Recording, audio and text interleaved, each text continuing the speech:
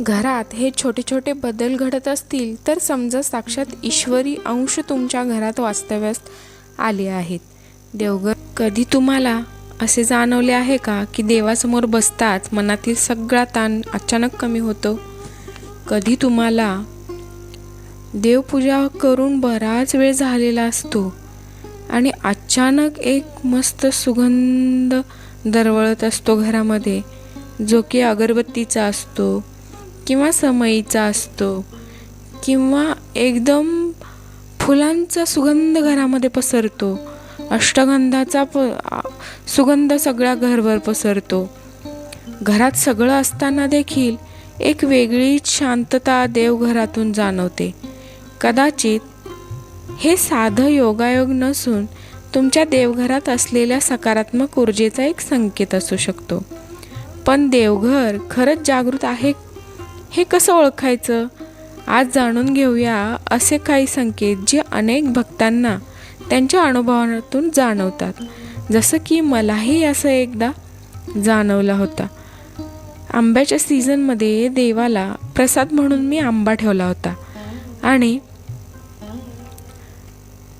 सकाळी ठेवलेला प्रसादाचा आंबा मला त्या आंब्याचा दिवसभर अजिबातच कधी सुवास पसरला नाही.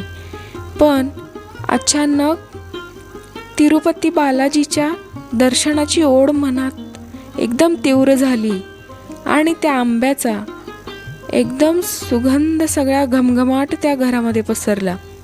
अचानक हे माझ्या लक्षात आलं आणि मन भावुक झालं. अशाच पद्धतीचे संकेत तुम्हालाही मिळत असतील तर समजून जा की तुमचं देवघर एकदम जागृत आहे आणि ती सकारात्मक ऊर्जा तुमच्यावरती कृपादृष्टी ठेवून आहे.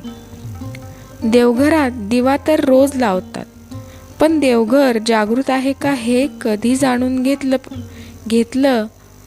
घेतलं पाहिजे. काही छोटे छोटे संकेत सांगतात की घरात देवाची कृपा आहे. तेच आज आपण या व्हिडिओमध्ये बघणार आहोत. मग सुरू करूया आपल्या व्हिडिओला. आपल्या प्रत्येकाच्या घरात एक अशी जागा असते जिथे गेल्यावर मनाला वेगळी शांतता मिळते. ती म्हणजे आपले देवघर. देवघर हे फक्त देवांच्या मूर्ती ठेवण्याचे ठिकाण नसून आपल्या श्रद्धेचे, विश्वासाचे आणि सकारात्मक ऊर्जेचे केंद्र असते. असे म्हटले जाते की ज्या घरात प्रेम, स्वच्छता, भक्ती आणि चांगले विचार असतात त्या घरातील देवघर जागृत होते. देवघर जागृत असणे म्हणजे काय? देवघर जागृत असणे म्हणजे तिथे असलेल्या मूर्तींनी डोळे उघडणे किंवा बोलणे असा अर्थ होत नाही, तर याचा अर्थ होतो की तुमच्या घरातील सकारात्मक ऊर्जा ही सक्रिय आहे आणि याचे काही पैलू किंवा काही संकेत तुम्हाला मिळत राहतात. जेव्हा आपण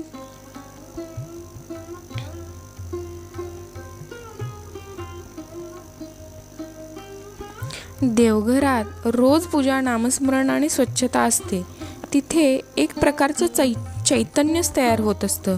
तिथे गेल्यावर मरगळ दूर होते आणि उत्साह येतो. हाही एक संकेत आहे. थोडक्यात काय, ज्या ठिकाणी देवाच्या अस्तित्वाची जाणीव आपल्याला मनाला आणि घराला होते त्या देवघराला जागृत देवघर असं म्हणायचं.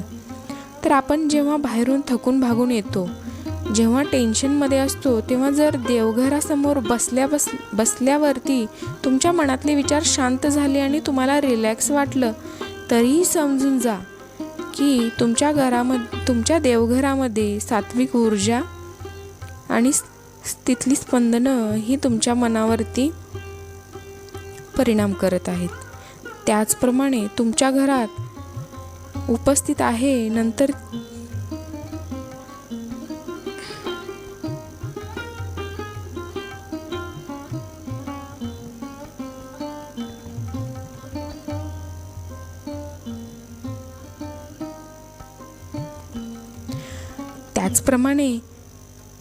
तुमच्या घराच्या खिडकीत किंवा देवघराजवळील बाल्कनीत चिमण्या, पाखरे नियमितपणे येऊन बसत असतील किंवा चिवचिवाट करत असतील तर खूप चांगलं लक्षण आहे.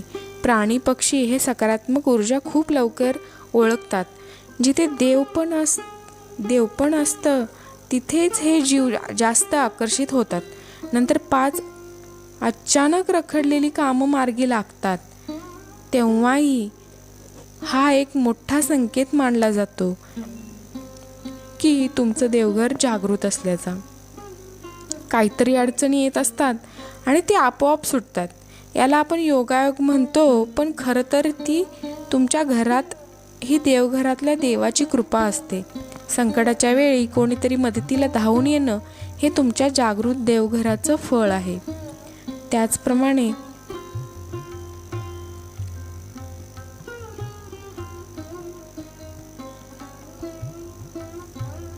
त्याचप्रमाणे घरातील वातावरण आणि कलह, ज्या घरात देवघर जागृत असतो त्या घरात विनाकारण भांडण होत नाहीत.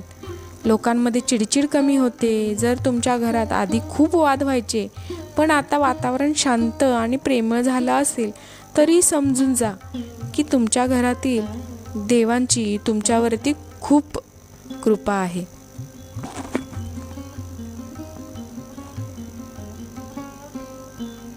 देवघर जागृत आहे याची काही संकेत आपल्याला आपल्या अनुभवातून मिळत असतात. सकाळी देवघरात दिवा लावताना जर मन शांत झाले, चिंता कमी झाली आणि एक वेगळाच आनंद जाणवला, तर तो देवाच्या उपस्थितीचा सुंदर अनुभव मनाला मिळून जातो. दिव्याची ज्योत प्रसन्नपणे तेवत राहते. देवघरात सकारात्मक वातावरण जाणवते. हे अनेक जण शुभ संकेत मानतात. कधीकधी आपण खूप अडचणीत असतो. मन अचानक निराश झालेलं असतं, पण देवासमोर बसल्यानंतर मनाला धीर मिळतो. जणू काही कोणीतरी आपल्याला आधार देत आहे अशी भावना मनामध्ये निर्माण होते. हीच देवाच्या कृपेची जाणीव असते. ज्या घरात देवघराची नियमित पूजा होते तिथे घरातील वातावरणातही बदल जाणवतो. राग, तणाव कमी होऊन घरात प्रेम, समाधान आणि एकोपा वाढतो. कारण देवाची खरी जागृती ही फक्त चमत्कारांमध्ये नसते, तर आपल्या विचारांमध्ये आणि वागण्यात दिसते.